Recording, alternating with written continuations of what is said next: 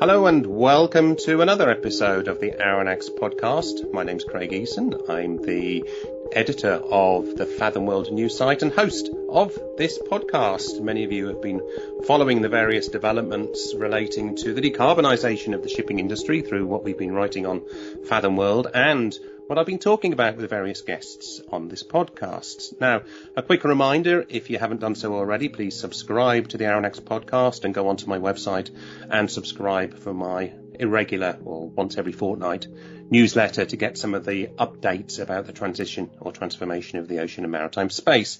Now, with COP26 literally next week, I've brought with me into my virtual studio two guests who have just co-authored or part of a range of co-authors of a very large report on the transition of the shipping industry. One of them is Domagoj Baresic, and he's going to tell me if I've got his name wrong. And the other one is Alison Shaw. Hello, and hello to all of your listeners as well. So you got my name completely right, which is really good. A really good start to the podcast, I must say. So I'm a research associate at UCL, so the University College London Energy Institute, and I'm also a consultant with a consultancy company associated with UCL called UMass. And so I've been with UCL now for a better part of 6 years, just over 6 years, working on decarbonisation of shipping. And my speciality, or what I concentrate on in my research, is understanding the transition pathways in shipping. So really understanding how do we go from the current fossil fuel-based model of the shipping industry with heavy fuel oils, with marine diesel oils and so forth, and transition away to zero carbon fuels in the future. What are the policies involved? Who are the actors? What are the socio-technical challenges and so forth? And this is what I've been doing since I've joined UCL. So this is what good, because we're going to come back to a lot of those points, I think, as we go through this episode. And Alison, please, who are you? Well, how do you follow that? A lot of the same, actually. I am also part of UCL as a research associate and also a consultant on the UMass, the related company side. And unlike Domagoj, I joined only about 7 months ago. I work on projects related to decarbonisation policy, both at a national and international level, and my kind of specialty is to follow the debates and discussions that happen in the IMO area. Prior to this, I spent 18 months unhappily in the finance sector, and before that, I was studying a PhD focused on the development of regulations to reduce CO2 emissions from ships. And that is pretty much me. Now, it's probably not coincidental that you've issued this report called A Strategy for the Transition to Zero Emission Shipping. It's not a coincidence, as COP26 is just around the corner, and shortly after that we've got MEPC 77, the 77th meeting of the Marine Environment Protection Committee at the IMO. So this paper, Domagoj, it's looking at transition pathways and how the industry as a whole, but not just the industry, the whole plethora of other sectors that we call that sort of broader maritime stakeholder group, how it all can transition to this zero emission shipping. Could you tell me in a nutshell, what's the summary of this report? That we can decarbonize shipping, but it can be done through multiple different pathways, but it has to start soon, i.e. now. That's what we're trying to say. That there's multiple pathways to decarbonization, but it can happen but it has to start as soon as possible. There's a lot of detail in this report, and I know it's pulling together a lot of other papers that have come out of UCL, and this is actually a report that partly goes with the Getting to Zero Coalition as well. So I have to mention that it's the Getting to Zero Coalition, Global Maritime Forum, and other partners that have been part of this report. But there's been a lot of work going in with other papers that have in turn led to content that's gone into this report.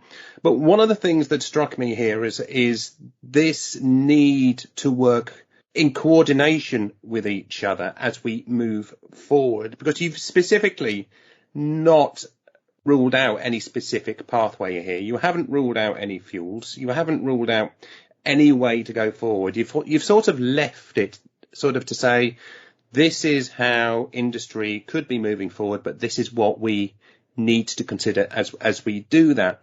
But when you look at that, you've also got a phrase there which is right at the start of the summary. If anybody wants to look at the whole report, it's 122 pages long, but luckily they've published a 10-page summary for decision makers.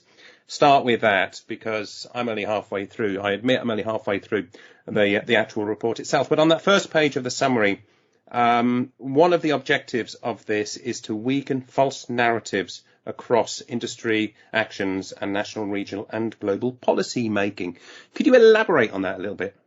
Correct. Well, first of all, to come back to your previous point, you are completely right in the sense that we intentionally left multiple pathways open to decarbonisation. So that was intentional of actually understanding that there are many uncertainties still left in the policy space, in the technological space, in the innovation space.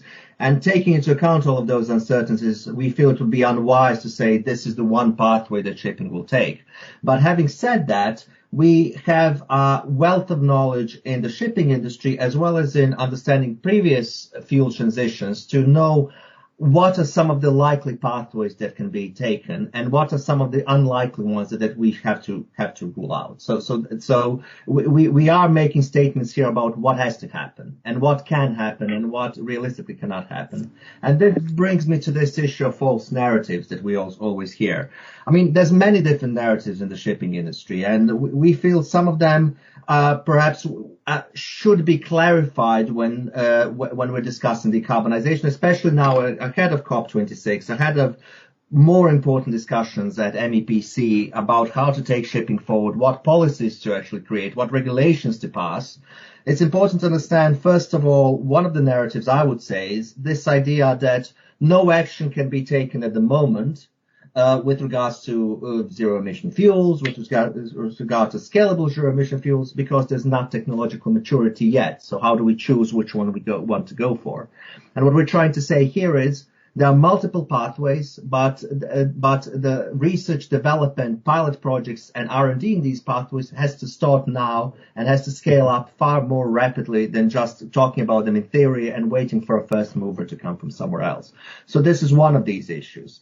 Another one also is this idea that we should concentrate on energy efficiency, operational efficiency, or what we can do now, because that's what we can do. What we're trying to say here, and a whole section of the report actually discusses this in valuable detail, is the issue that this has to happen now. We have to do everything we can with regards to energy efficiency. We have to do everything we can to operational efficiency, everything we can with regards to making the entire value chain of the shipping industry more efficient, more sustainable, and more functional. But that has to happen in tandem with the development of these scalable zero-emission fuels. So it has to happen in tandem. It's not about doing one, waiting for the results, and seeing what happens later. And then I guess finally at this point is what we're trying to emphasize is that what's happening in the IMO is incredibly important. It's a fundamental part of what has to happen. This discussion is key to how decarbonization in shipping will take place. But having said that, many different actors also have to be involved, and many different actors and their actions on their own merit and in their own regard will also be fundamental. And these actions can, in certain regards, be taken independently and have to be taken as soon as possible. So I would say those are some of the main points. Well, I was going to say that to Alison, when we're looking at the way that the whole industry has got to move forward, there's been a lot of focus on the IMO, but there's also, and both positive and negative, of course. It's moving too slowly. It's got a huge task. Not all of the delegations that come into the IMO are singing from the same hymn sheet. There's a lot of comparisons again with what goes on at the UNFCCC, with what goes on at the European Union level, what goes on in regional levels.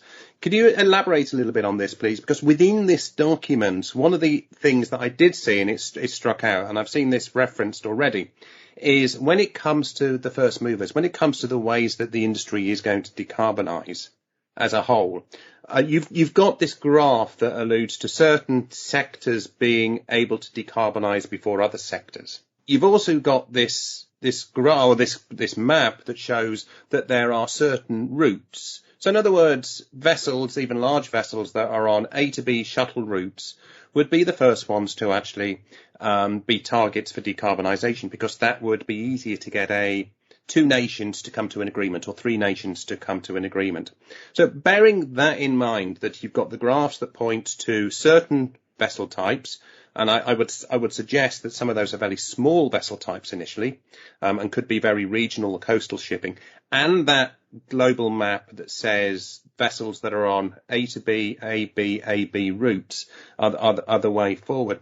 That strikes to me that there is going to be a lot more sort of regionalisation or even sort of discussions between two member states. But at the same time, we're alluding to this goal at the IMO that the IMO has got to try and achieve. So Alison, condensing all of that long kind of comment into one question though, how do we equate what we're doing on a regional level with what we need to do internationally? Well, first of all, I think it also, what you're asking, links back to weakening false narratives, or perhaps we could call them misleading narratives.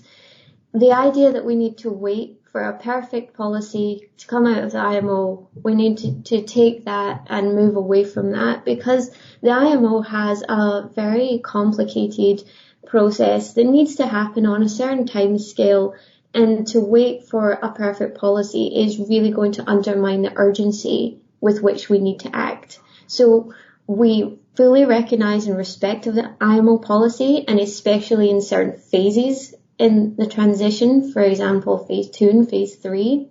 But for now, what we need, and what we're seeing already from industry, is one, a willingness to act, and two, investments in pilot projects, getting technology ready, spreading knowledge.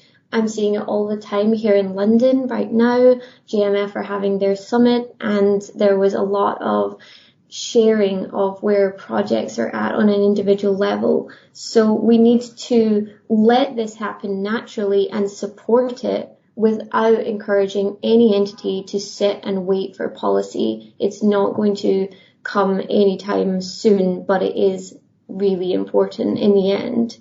And I also think that part of our report is to gain a little bit of comfort in the uncertainty. We are not going to get one perfect plan in place before we start. We need to act and we need to learn as we go. And also, I think that there is another narrative around, and you've touched on this in your question, one size fits all with fuels. We absolutely need to look at things and see that there's different regional requirements. And that's one of the things we're doing with the first mover routes and breaking it down into more geographical and ship types. We're trying to move away from this granular, detailed debate on which fuel is going to be the solution. That's not the real way we need to think about this. We need to start looking about routes and just getting things in place right now rather than trying to solve it first and act later. And what about the question then about how with these projects, with these first movers, and you alluded to the funding element, the financing, this report references the $2 trillion that are needed within the fuel production side of things as well as shipping, because it's $2 trillion to actually bring the fuels into the industry as well.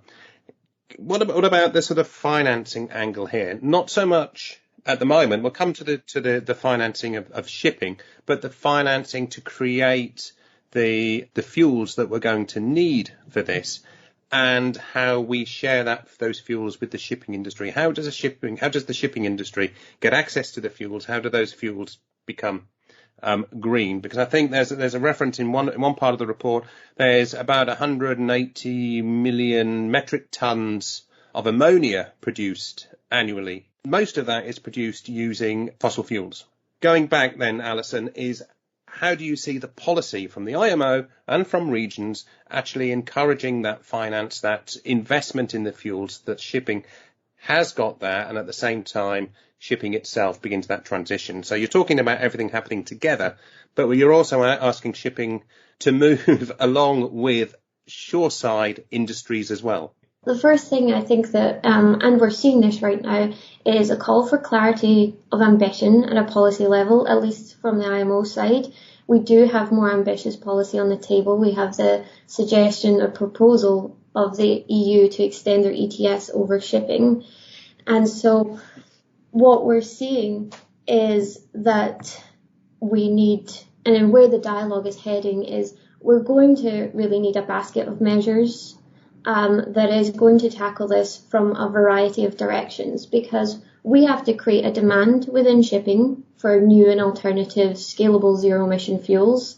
And we also need to stimulate the supply, but in quite a supportive way.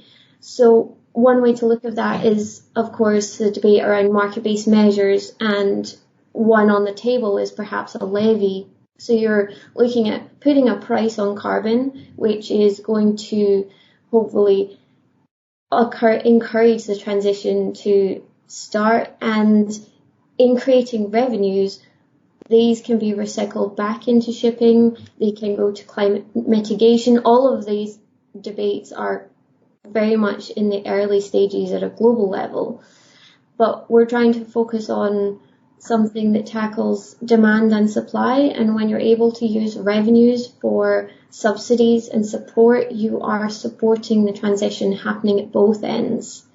And I think that's one of the key things for policy.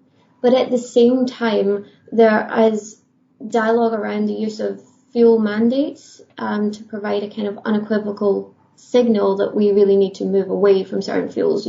It's not just about a price, it's about the whole transition.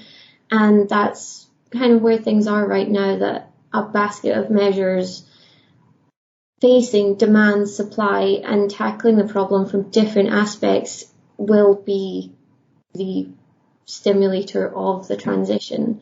We are not requiring policy alone to stimulate the transition, hence the dialogue on first movers. But yeah, that would be my answer. You used a phrase that, a kind of new phrase, but kind of self-explanatory to a point, scalable zero-emission fuels, to talk about what is it. It's fuels, obviously, because none of the fuels here that we're talking about are really available in the volume. So it's the ability to scale up them, and the zero-emission fuels. So we've talked a little bit about the scalability and the need to scale up here, but Domagoj, can you just go through this definition again of zero emission, particularly when you're talking about life cycles? I keep on seeing it popping up, and I see different organisations having slightly different interpretations of what they mean. First of all, when we're talking about life cycle emissions, it means taking into account all of the emissions involved in the production and usage of the fuel itself. So upstream emissions and operational emissions involved in the production of the fuel. So you could have a fuel that has zero operational emissions, such as grey hydrogen. You're basically not producing any CO2 by burning grey hydrogen, but that hydrogen was initially produced in the upstream aspect of the market. It was produced by basically using a steam reformation of natural gas, or even using some coal power, electricity, or so forth that actually emitted CO2. So the net effect of that is zero. The net effect of actual decarbonization in this case is zero, because you're not actually having any benefit compared to fuel that's burning greenhouse gases at the moment. So that's the aspect of that. What I would like to say here is, and there's interesting aspects of the report that discuss this in terms of narratives, is how will future policies within perhaps the IMO or a national level affect what fuels will become scalable and what fuels will become important. So at the moment, what the IMO does is it mostly focuses on operational emissions of a fuel. And if this is to remain the case, if we're discussing operational emissions only, obviously this is not good for the environment. But what's important from the perspective of the fuel is, if this remains the case, is then some fuels might become more competitive in the future than we might think of otherwise. So you still could have a scenario where you have fuels that are operational zero emission, but otherwise aren't. In other scenarios, you might have fuels that have to be zero emissions throughout the entire life cycle. And an interesting point here with regards to this definition is this aspect of scalability. And this is quite important. So as you rightfully mentioned, every fuel we're discussing has to increase in production. But there's one thing about saying what is the volume of the fuel we have at the moment and how much volume we might have 5 years from now. And another aspect about saying which of these fuels are realistically scalable. And we're saying some of them are more easily scalable than others. Hydrogen-based fuels, with all the challenges that are mentioned in the report, they have a potential for scalability, whereas some biomass or biofuels might not have that same potential for scalability because of different issues involved with where they're produced, how they're produced, and what the sustainability challenges behind that as well are. And just coming back to one point you mentioned previously about infrastructure, which I think is incredibly important to make, is the $2 trillion figure is at one end of the range. And in this report, we do discuss a range of annualized capital investment figures going all the way from just above 1.2 trillion to just below $2 trillion, depending on different types of scenarios and different types of capital expenditures. So there is a range, again, as well, depending on how you look at it. You alluded to the sort of geography, the geographical context of here, and within the report, I have seen the word equitable turn up, and recently there was the IMO's event looking at how the developing countries can be part of this journey. And I've seen a report, I think it was produced by UCL, which is looking at how hydrogen production from some of the developing countries is a potential bonus for them in some respects. A lot of the developing countries are rich in sunlight and wind, so they've got a potential, if they've got the infrastructure and they get the funding to create the capability themselves, to kind of be part of the bunkering infrastructure or the fuel infrastructure in the future. So, Alison, could you just tell me a little bit more about how you see, from a sort of a legislative or a policy perspective, the role of the developing countries, the small island developing states, the least developed countries, how you see them in this picture, in the context of this report then? Well, to pick up on the term you use, equitable transition, I would say right now is a fairly nebulous and undefined term, and yet we absolutely need to keep it in our dialogues. And it is becoming more widespread to speak of a just and equitable transition. And I think what underlies this is that we, the collective, do not want to have decarbonisation further exacerbate historical inequalities, especially since climate change is being experienced by many small island developing states. They are almost at the forefront of the effects, and we know from the IPCC that these effects are being felt all over the world in different ways, but they are some of the most vulnerable to climate change, and so we must recognise that. And when we're creating policy around this, that understanding has to be there. And then on a more practical level, to not exacerbate historical inequalities, we do want to see decarbonisation as an opportunity for a new future where we do equalise on a global level. And there are these opportunities out there for developing countries to be engaged in this fuel transition, to be providers of renewables and to have the bunkering infrastructure. And you can see that, in our report, it's quite visual. You can see the role that they could be playing. And in the policy realm, we need to be listening to each other, understanding the different needs at play and incorporating them. And whether that means as a baseline addressing disproportionate impacts, which of course will be an IMO goal, or even going beyond that to defining what we mean by equitable and just. But this all has to be part and parcel of the transition for it to truly be an effective and successful transition, I believe. It's just finally, because we're running out of time, and being a large report, there's a lot of other points we could really go into here. But one of the elements that I wanted to just end on is this ability to achieve or demonstrate. I think let me put it this way. There's comment in the report that the industry can demonstrate an intention to reach the Paris targets by having a 5% switch to zero emission fuels by 2030. Have I got that right?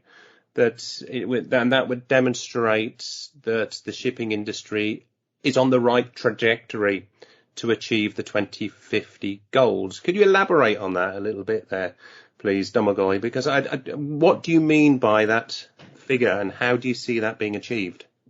The figure itself is based on a benchmark. We feel it's quite important to say 5% is a level that we feel is challenging to reach in 10 years time, actually 9, but is doable, is realistically doable. It's a challenge that's worth aiming towards. And it's a challenge that if you look at the models of adoption of new fuels or technological change, there's different phases through which different adoption mechanisms go through. And we talk about these emergence phases, diffusion and reconfiguration. And this first phase of emergence is the phase that we are basically beginning in now. And if we set ourselves this goal, it's almost like a moon landing goal 10 years from now, that we will reach this 5% level. It's a goal that in order for it to reach, you have to develop fuel maturity of one of these zero emission fuels. You have to develop technology. You have to develop draft regulations, and you have to develop proof of concept on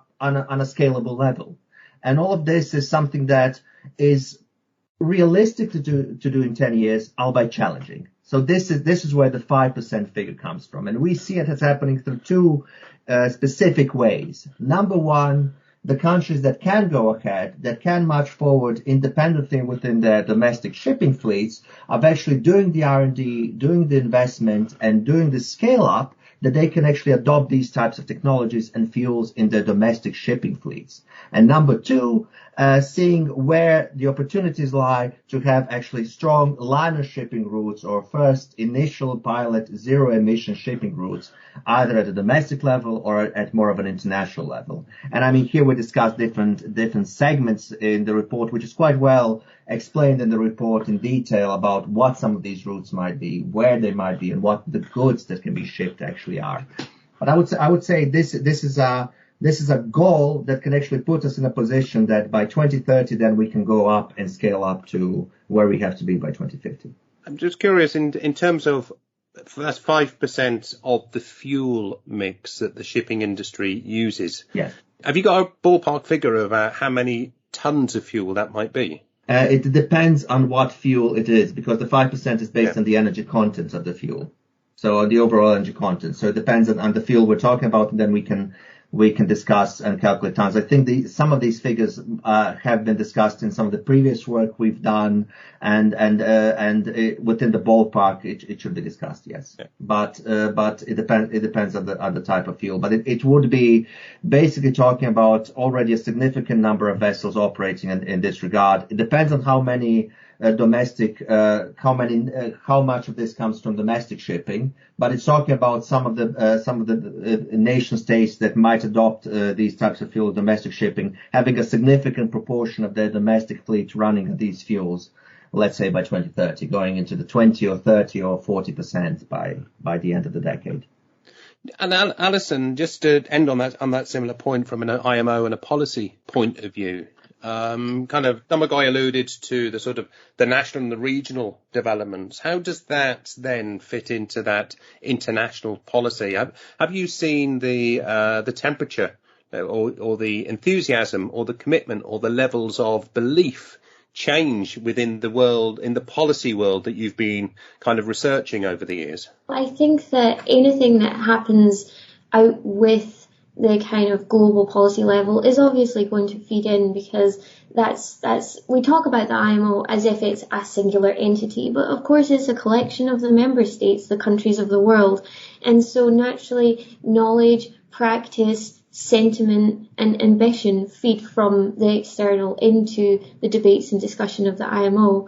And I think that we need to get away from thinking that there is an existing tension between national action right now and IMO policy. And indeed, in their own documents, the IMO have said that they encourage member states to initiate early actions to facilitate reduction of GHG emissions from ships without awaiting entry into force of measures in the IMO context. So that gives you an idea of why there needs not to be a tension between national measures and the IMO policy that will hopefully be forthcoming, but that it can all come together very harmoniously, and that these different levels are just needed. And of course, we also have domestic fleet emissions counting for a fairly significant amount of overall emissions. So why should there be any need to stall on a national level just to wait for international policy?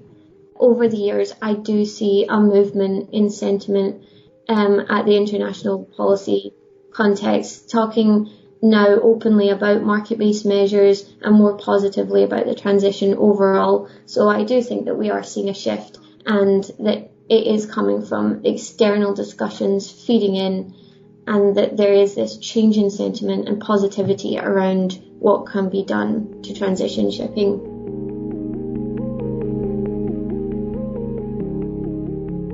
That was Doctors Alison Shaw and Domagoj Baresic from the University College London and the university's Maritime Advisory Service, a consultancy known as UMAS. UMAS has been working with the Global Maritime Forum based in Copenhagen, Denmark, and its Getting to Zero coalition. And the report Domagoj and Alison were talking to me about, looking at the pathways to decarbonisation and the reasons why action now is needed, can be found on the GMF website as well as on the Fathom World website. So that's it for today. Please remember that you can subscribe to this podcast, listen to the past 2 years of episodes, and it would be great if you could like, recommend, and even pass on this podcast and the episodes to friends and colleagues who have an interest in the changing shape of the maritime and ocean industries. And also take a look at the Fathom World website, where you can read stories about the transition and transformation of these industries, and you can sign up for my occasional newsletter too. And to end with a Jules Verne quote, "The sea is the vast reservoir of nature. The globe began with the sea, so to speak, and who knows if it will not end with it." Until the next time, goodbye.